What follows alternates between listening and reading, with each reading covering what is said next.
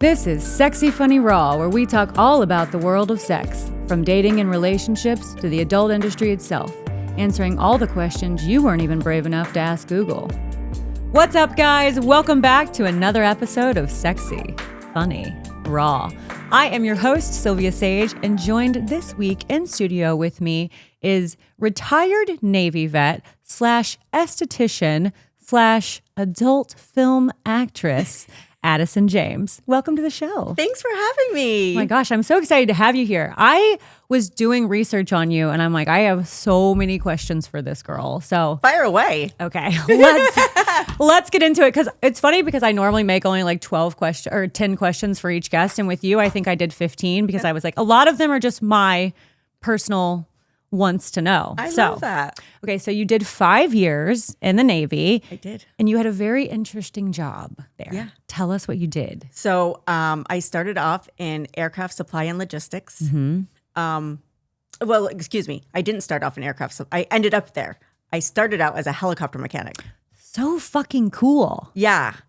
I wore coveralls and, all the things. And I was a grease monkey and out there doing mechanical things on these multi-million-dollar helicopters we're flying people in. It's funny because you say that, and I know you're in a professional uniform, but I just imagine you in like the sexiest pair of working bibs, like with nothing underneath it. But that's my brain, so sorry for that. To sexualize you.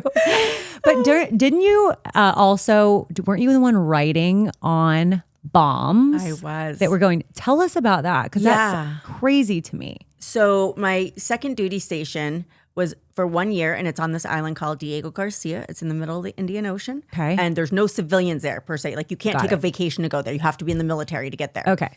And that's when 9/11 happened. So we're watching 9/11 on the TV.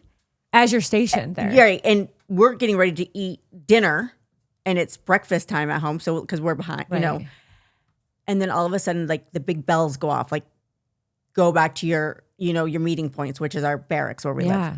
And that's, what we saw on TV was correct. Like that had happened.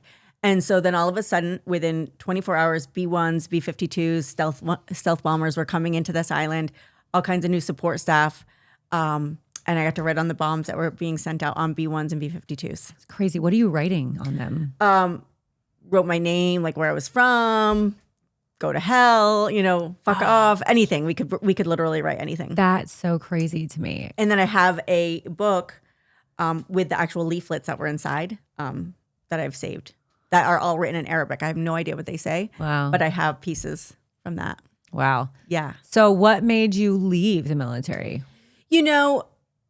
Well, I got in a lot of trouble in the military. Can you tell us? 4 out of the 5 years I was in trouble. My first time I got in trouble was underage drinking, hazing, and indecent exposure. Those are basics. I know. I even had a bra on. I flashed somebody, but whatever. So that was indecency? That was indecency, yeah. And the hazing, I got in trouble because I didn't report the hazing. What it looked like to me was 2 guys wrestling around in the grass having a good time. Like nobody was getting hurt. They look at it differently.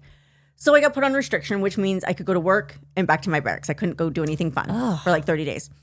And I was like halfway through, and this guy that's in my department, he lived upstairs, and he was like, "Jewel, we have a keg up here." And I was like, "Well, I can't drink. I'm on restriction." I was like, "But I do have a shirt for you." And so I bring up the shirt. Next thing you know, I'm doing keg stands out of the bathtub.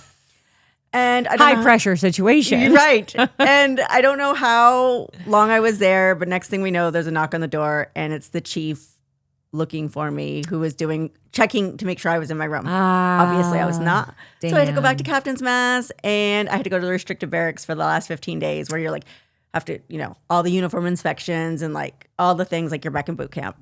Yeah. So did you basically get kicked out? I didn't get kicked out. Okay. So then I was fine. And, I got in trouble a couple other times. Again, never anything that got me kicked out. Yeah.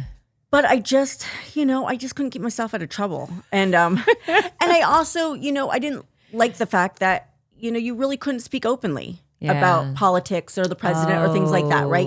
It was frowned upon. Got it. So, and that's just not my cup of tea. I say it like it is. And I'm pretty vocal. Yeah. Well, good for you. The military would be really hard for me in that instance as well. Also, I don't think I could take direction from anyone at all. I mean, I will say like the experience overall was very good for me. Yeah. You know, I learned a lot. I still have wonderful friends to this day. I got to travel, you know, and, you know, it paid for my bachelor's degree, which is amazing. Even better. Yeah. Yeah. So I graduated last year with my bachelor's degree, finally. Congratulations. But I did it. Yeah. I love that. And what's your bachelor's in? Business. Oh, even better. You're going to need it in Absolutely. this industry. Yeah. It's not as easy as everybody thinks it is. It sure There's a isn't. lot of business that goes into it. Absolutely. But before we get to that, because you had another career for 21 years, you're an esthetician. Yeah. Do you still laser tech. do esthetician work? I don't. I still have active Okay. licenses. I'll never let my licenses go. Got it. Because that's a pain to get them renewed. Okay. But I'm not currently practicing. So Okay. once I went into the adult industry full time, Yeah. then I quit. Okay. And but I miss it. Yeah. I do. I always think because I always think that that's my dream end job when I can't do porn anymore, because I love that kind of stuff. It's like amazing. Extractions. Oh my God. It's my favorite. I can do it all day. Same. I do it to people when they don't even want it. I'm Yes. like a monkey grooming people. If you are in my vicinity and there is something on you that needs popping, Yes. before you know it, I will have a needle. Absolutely. Yes. So, yeah, I just think it's such a fun job. So I'm glad you're keeping your license and you can go back to it. Absolutely. Also, your skin is glowing. So Oh, thank you. I can tell you're a good esthetician. So, okay, fun question, but I need to know the answer. What's better is cum good for the skin? Is it good? I think it's great for the skin. Good. Yeah. That's all I needed to know. Yeah. That's all I need. Would you recommend rubbing it in after? I mean, yeah. You know, how much Yeah. gets absorbed is probably going to be very little per se, but it's not going to hurt you at all. I'm just thinking about those baby cells. yeah, you know? absolutely. Yeah. Yeah, rub it right in Yeah. there. And Next time. Okay, something interesting I did learn about you is that you're also a very proud and loud member of the swingers community. Is this correct? so, yes, I am. I am a member of the, I don't practice Got it. swinging anymore Got due it. to my Okay. profession. Okay. And I can explain why. Yes, please. So, yes, I was a swinger for, God, like 15 years before I got into the industry. Okay. And I love the swinging community. I loved it because I was primarily single. So it gave me a chance to do what I wanted to do with no commitments and this and that. And it was a safe environment. But a lot of swingers, and I apologize to those of you who do test, but most of them do not test regularly. And that's a huge issue. Yeah. You know, when you have people who are constantly going to parties or with other couples and this and that, and they say, oh, I test every 6 months. Like, yeah, that's not like okay with me. No. And I guess and even though like I used condoms a lot all the Yeah. time with swinging, now that I'm in this industry, like I just can't afford to get sick. You know, so if And someone's not condoms gonna, are not 100%. no, and if someone's not willing to do the TTS and go through all that, then I have no business being with them. So I have not practiced in almost over 3 years. I love that. I always make I always make my partners test as well. And I think Absolutely. to myself, if you're not willing to go drive 30 minutes and piss in a cup for me, then it's not worth it. Because Right. again, it's my health. It's my income. Absolutely. It is my actual income and you could fuck with it. And Yeah. honestly, I don't care enough about you to fuck up my pH levels. 1,000%. And what I will say though, as open as the swingers community is, once you become either a content creator or mainstream, they're not as friendly to you anymore because you're having sex for money and they're having sex for free. So I don't know if it's a jealousy thing or what the transition is, but yeah, definitely some people who are very judgmental about what I do. Yeah. It's so interesting too, isn't it? Because Yeah. you're like, you're doing the same shit. Yeah. I'm just now doing it, I guess, publicly and making it income. Absolutely. Yeah. And frankly, at this day and age, everyone could do that if they wanted. Yeah. So- I wonder if they're concerned that you'll like out them, you know? And I never would. I Right. take that very, very seriously. I would never out anybody. And to each their own, but there's no room or there's no reason to be judgmental of it. Right. Do you feel like because you were in a swinger community, which is obviously a bit more free sexually, do you feel like that was easier for you to slide into porn because you didn't have kind of the judgments a lot of people have? Sure, absolutely. You Yeah. know, I've always been very sexual, and so the swinging community was great for me in that aspect. And yeah, when the opportunity to shoot porn came up, I wasn't afraid. I was like, oh, this sounds amazing. Yes, I want to do it. And how did that come up for you? So there was actually a company in Arizona that reached out to me every year for Okay. 3 years. Persistent. And, yes. And it was through my work Instagram account. So there was nothing sexual, nothing even remotely sexy on that. It's all aesthetic stuff.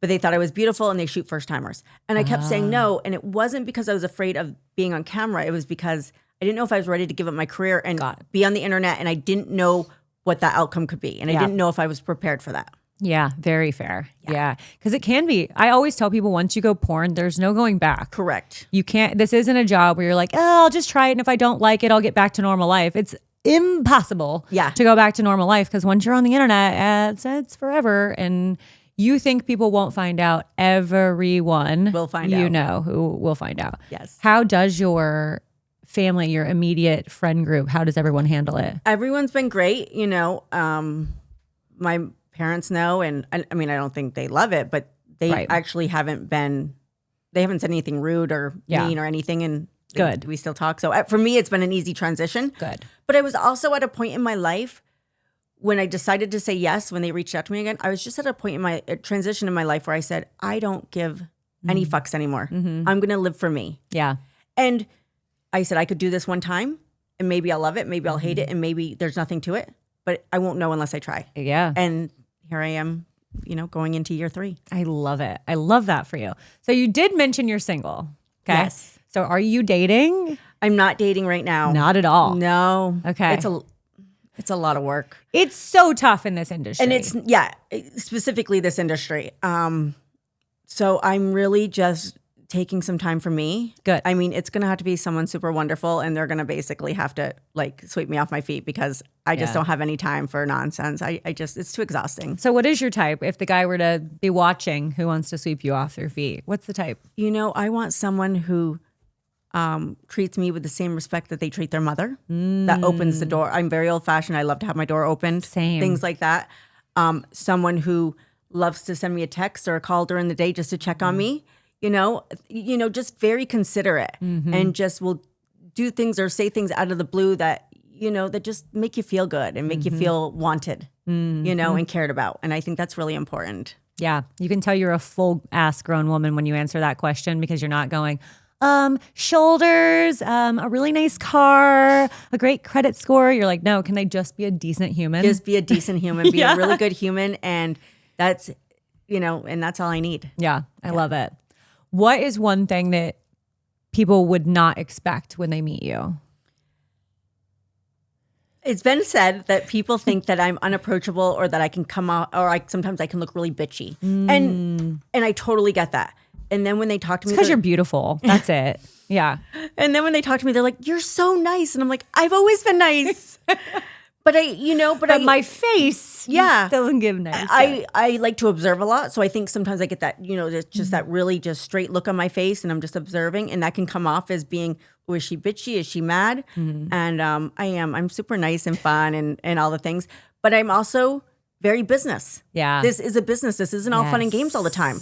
Yes. And I think sometimes people get into this and they forget the business part and they just want the fun and games. And that's when bad things happen. I agree with you. I had a business mindset from day one getting into adult. And my best friend who also got in just before I did, she had the idea of fun. And her career lasted about 2 years and mine has now lasted 11 because I never looked at it as fun. Absolutely. I mean, do I have fun on set sometimes? Absolutely. Of and course. I've enjoyed meeting the people. But at the end of the day, I'm like, this was a way for me to get in a financially better place, you know? And that's exactly how I took it. Okay. Have you tried dating at all in your 3 years in the industry? So I was in 2 relationships. The first one, and both lovely gentlemen, by the way, he knew what I did going into it. And he was lovely. We're still like best friends. I adore him. He's literally one of my best friends. He just couldn't get over the oh, you're going to collab. You just are collabing with 6 people. So that means there's been 6 penises inside you. There's DNA and I don't want 6 penises touching my penis. He's just very in his head about it. But he was never rude, condescending, none of that. I mean, he was as supportive as he could be while he was with me. And now we're not together, but he's still supportive of me if I need something, which is awesome. That was going to be my question is because I feel like I've run into the same thing. Multiple men are like, oh, I can handle it. Yeah. It'll be fine. I it doesn't bother me. And then you drop a scene and they see the scene come out and they're like, you know what? I actually am not okay. Thought I was. Can't handle this. And I'm like, that seems to be such a reoccurring theme. So I just wondered how long men are lasting in your life before they decide can't handle it. He was like 10 months and then the other one was like 3 months. The other one was lovely and, you know, cowboy, which is super sexy and all the things. And I even... You know, we'd had the talk and I guess he wasn't paying attention. And then I've introduced him as my boyfriend before. And then just some things were like kind of weird. Like, I don't think he wasn't cheating or anything. He doesn't have the capacity to do that. He really doesn't. So, but things were different. And I just came out and I said, have you ever considered me your girlfriend? And he goes, never. And I said, wait, what? And he goes, no. And I go, I've introduced you as my boyfriend before. He goes, yeah, I heard you. It didn't bother me. I go, but you didn't consider, we're really not together. Yeah. I feel like a fool now, and you should have stopped that. And he didn't really understand all that until he explained it to a friend that he has, and she said, "You're a fucking asshole." Yeah, and you owe her an apology. You apologize to her immediately because you did her wrong. Mm-hmm. So yeah, and I think he's just. I mean, he was married for a long time. He's not. He's not into. He's not into like. He's not a scumbag. He's not trying to cheat. Right. I think he just really just. It didn't bother him and he just didn't think anything of it. He didn't look at what it would do to me. Mm-hmm. So that was, so that was a little heartbreaking. And just in the sense that I was like, I felt used. Yeah. And I don't think that was his intention, but that's how it came off. Yeah. I think hopefully it's different with that guy and that was not his intention, but I do feel like this job title puts that sticker on you, whether you want to or not. Yes. And men do kind of view us as, oh, well, this is just something I'll have for now. It'll be fun. And then I'll just won't worry about it ever again. Absolutely. Yeah. Well, and I tell, when I talk to guys now and they're like, well, don't you want it? I was like, do you want my dick? I'm like, I got all the dick I need. Yes. I was like, I'm in porn. I get all the dick I want. Yeah. And I need more than dick. I need more than dick. Yeah. I'm beyond dick. So come back with something better. Yeah. Come back with something better because the dick isn't what I need. 110%. Yes. I so right there with you. Have you ever been in bed with somebody because of your esthetician background and just start analyzing their skin, their face? I'm always like, oh, you got a blackhead right there. What? Just stay still. Let me take care of that. And I'm like popping away either on the back, the face, whatever. I even do it to my ex, and he's like, we're at the pool. I went to his pool, and I was like, wait, stay still. You got a blackhead. Okay, Miss James, do your thing. I would be afraid to do a scene with you because I feel like you'd be analyzing my body too, and like, is this an ingrown hair? We should get this really quick. I feel so self-conscious. Oh my goodness, that's so funny. But I mean, I do the same thing. I told you I'm a picker. Yes, I'm like I will monkey out on your ass. I love it. Okay, so what would you say is probably one of the oddest assumptions that people have made about you when you tell them you work in adult? Well, one, I think people automatically assume I just want to fuck everybody. Yeah. Like anybody walking down the street, I just want to fuck them. Furthest thing from the truth. Sometimes I'm like, can I please have a week off? I want no dick for a week. I've had enough. And that we're all out here making millions of dollars. Yeah. And that's not true. True. Yeah, you were mentioning something before we started on the show, and you were talking about how people assume because you do OnlyFans that you're making millions. Yeah. And it's just not. It's just not true. Most people don't even, barely make $500 a month. Yeah. This, as I told you before we started, I'm going into year 3, and this month will be my biggest month on OnlyFans. Yeah. And that will be anywhere between $2,000 and $3,000. Yeah. Before that, my biggest month was $1,700. So, and I want to be very honest about the numbers to people because so many people are not honest. Yeah. And it's time that people get honest about the numbers. Yeah. See, I will say I consider myself wildly lucky because by the time OnlyFans came around, I'd already been working in porn for 4 or 5 years at that point. So I had a built-in fan base that followed me wherever I went, and it was much easier for me. And then I also got very, very lucky, and I got to do a Hulu documentary about OnlyFans in the year 2000. Amazing. That changed everything for me just because it's all about getting eyes on you, because if you don't have the fan base, you have to build it brick by brick. Yeah. And it is very hard to do, especially from being, somebody who's never worked in adult or worked in film at all. Absolutely. It's a tougher climb than a lot of people think it is. So Yeah. I'm glad that you're very honest about that, because people do assume, oh, anybody working in OnlyFans is just murdering it. And yeah, there are people who are absolutely murdering it. Yeah. Yeah. But there's small percentage and and I won't say that it was given to them. I mean, they work very hard and do all their things, but it is a very small percentage of people that are making $100,000 a month. Yeah. And or even $10,000 or $20,000 a month, which is still a lot of money. Yeah. So I just want people to keep that in mind. Yeah, absolutely. We're not all rich. Yeah. And my thing is like, it's getting saturated so quickly too, is. So my thing is, if you can't do what you did and dedicate all of your time to it, like don't do it. Yeah, I wouldn't. There's, it's a 24-hour job. It's a 24-hour job. There's no way to do this part-time and make it work. I mean, people do it, but I don't know how they're not successful because you have to be all in if you're going to do this. Yeah. There's no way around it. I mean, between the filming, the editing, you got to be here, you got to be there. It's a lot. Yeah. And I love everything I do, but I couldn't have a regular job with this. No, I don't think anybody could. What do you think is your biggest piece of advice that you would give to new content creators? Ask a lot of questions to a lot of different people. Yeah. Don't ask the same questions to the same person. Speak to a lot of different people and try to speak to people who have some experience, 3, 4, 5 years in this, not someone that's also only 6 months in, because they're not going to know much either. You're both kind of on the same field. Surround yourself with people that you can learn from, that can teach you things, and that are doing things the right way. They're doing the consent paperwork right. They're doing the filming right. They're respectful to the talent. All the things that goes a long way. See, I love that you say that, because I don't think I've worked with anyone who wasn't already a porn performer, because again, I had my career in porn before OnlyFans, that I had a group of people I really trusted in porn, and I've really only worked with other porn actors creating content. But I hear all the time when people are like, oh, these OnlyFans creators, they are not doing anything. They're not testing appropriately. They're not doing the right paperwork. They're not filling out consent forms. And that is terrifying, because to me, I'm like, oh, when someone says that, I'm like, I wouldn't work with them, because not having all that in line, it could get you in a lot of legal trouble. Absolutely. People don't understand that. Absolutely. And, I was reading I'm in a group with a bunch of creators and pro people.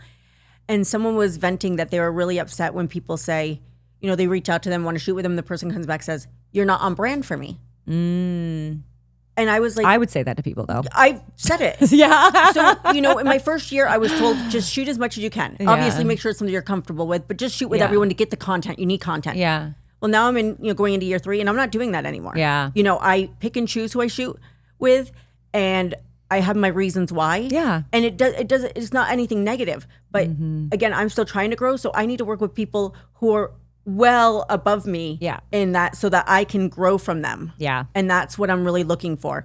And I think we all know, and we've heard, there's people getting into this business too, because it's a free way to get laid, per se, in the sense of like, I don't have to have a girlfriend, and I can just shoot content and this and that. But again, the amount of guys who have slid into my DMs and like, I'm trying to get into OnlyFans. Can we shoot some content? I'm like, wait, you have what, 3 followers? Why do you think that's going to help Or me? they don't even have an account yet. Yeah. And I'm like, oh yeah, please let me sleep with you for free. Right.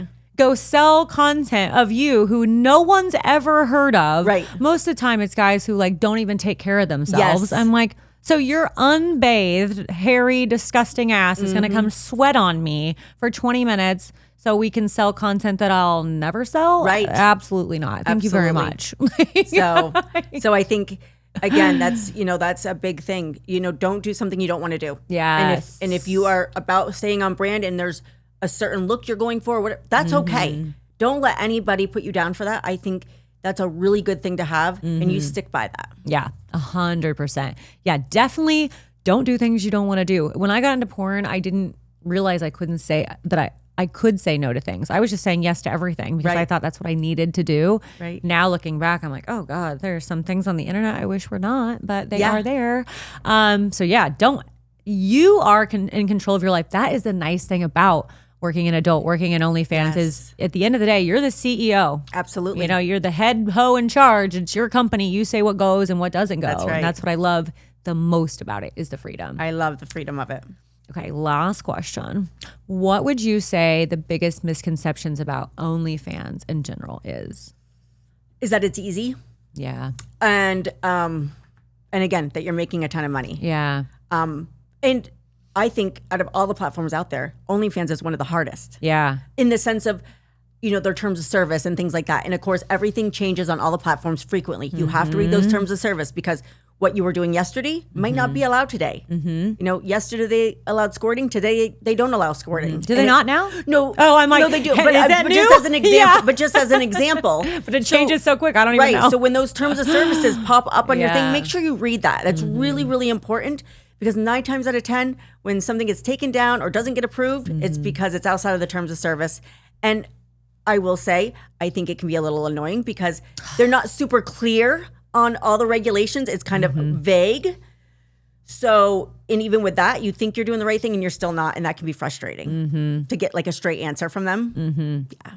Yeah, it is. I always tell people it is a 24/7 job. Yes. It never ends. Never ends. And even when I feel like I'm like, oh, I'm going to take a little bit of a break, you can't. You can't. Because if you're not chatting with your people on an everyday basis, they think that there is something wrong or Yes. they'll just simply go away. Yeah. They'll go to somebody else. Yeah. Because they want someone to pay attention to them. Right. So it's a daunting task sometimes. And it's your life at this point. Yeah. You know? Absolutely. So welcome to it. And it's gonna take a lot. And it's a constant content filming. That's another thing people don't realize. Yes. Like it's not shoot one movie a month. It's shoot 30 things a month. Yeah. You know? Yeah. Like, Until you get a library built up, you're shooting a lot. yeah. You know? Yeah. And I'm even, and I'm going to be honest, I'm even at the point right now where I'm like, I don't even want to shoot content anymore. I know. I do love shooting content. But it's like, It gets boring. it gets boring. Yeah. And, and sometimes when I look at my numbers, I'm like, I make more money from chatting than anyone buying my videos. Yeah. So like, what's the point? And there is a point, but sometimes I have that little conversation with myself. I'm like, no, just keep going. I Just know. keep going. Yeah. Well, and sometimes too, I think, how much can they really watch me? They can't be like that interested in me for still, you Right. know? I'm like, Yeah. that's why I'm like, went and got a haircut. I'm like, maybe that'll switch things up. I'm bored by watching me, you know? I'm like, I don't know how you guys are still entertained. At this point, I feel like you've seen all of my holes from every angle, Right. filled by all different shapes and sizes. Yes, I'm yes. like, what do I got to do next? Stand on my head and, start juggling? I have no idea. Like, Yeah. like just feels like there's always someone doing something bigger or better Right. or more extreme, and Right. I'm not the extreme girl. I'm not the I extreme never girl will either. be. No. So like my personality or don't like me. I got nothing else to give you. I'm not doing, 20 guy blowouts. No, So not my thing either. But I, we talked about this a little bit before, there are some girls out there, content creators and pros that are doing some really out there things. Yeah. that are, in my opinion, creating a bad name for the industry as a whole. And that's very sad to me. I'm all about living your life and doing your thing. Yeah. But I think we have to look at the safety Yes. standpoint of it. Yes. And when you're giving the whole industry a bad name, Yes. it's coming down on all of us. And that's, all I'll say about that. I agree. But that is not me. I'm not into any of those things. We're already fighting so many stigmas. Yes. I'm always trying to just be like, no, but we're good people. And then somebody will go and do something crazy. And I'm like, well, they're not a great person. Right. Yes. And have you found, though, that most people are very surprised how down to earth and normal you are? Yes. Same here. Yeah, People are like, yeah. Wait. I'm like, I'm not really famous. Well, yes, you are. I'm like, no, I'm not. But also, we're just regular people. We're just regular people. Like, Yeah. throw me some sweatpants and a t-shirt and I'm Yes. so happy. Like, just... Oh my God, I'm going to cut myself out of this outfit when I get home. Yes. You have no idea. Like, it's so cute for 20 minutes. Right. And I want it off of my body. Yes. Yeah. Yeah, we're just normal. Absolutely. Yeah. I've pissed myself a couple times. It happens. Real life. Yes. Real life people. Absolutely. I need to start selling pee. I can't do that on OnlyFans though. I'm going to do that on a separate Get it site. done on a separate site. Yeah. Yeah. It's crazy how much stuff like that really does sell though. Yeah. It's amazing. I got to get a personal site. Just start. I used to have my taxes done out of urine. $1,000 alone. Yeah, I had a tax attorney who didn't charge me for the first few years, and I got his name. No. Somebody I knew who was getting her taxes done was like, well, I got to give him blowjobs every once in a while. She was like, but you're really pretty, so he probably won't even ask for a blowjob. And he did my taxes for free for the first 2 years. And then on the third year, he was like, do you mind if you piss in a cup for me and I'll drink your pee? And so for years, he did my taxes by just sipping on my piss while we did my taxes. Cheers to that, girl. Yeah. Woo. Yeah. So, I mean, pee does pay. Pee does pay, just not on OnlyFans. Yes. All right. We did it. We're out of time. But do you have things that you want to promote or tell people where they can find you? Yeah. So on OnlyFans. Go ahead and look right there and tell them that. So on OnlyFans, you can find me at Naughty Addison, and Addison's ADDYSON. And Twitter is Addison_James. And Instagram is official Addyson James. I love it. Thank you so much for coming and Thanks doing for the show. having me. This is great. I learned so much about you. I'm a new fan all on my own. So you guys go check out Addison. And if you liked what you saw today, of course, click that subscribe button. And until next time, adios, guys.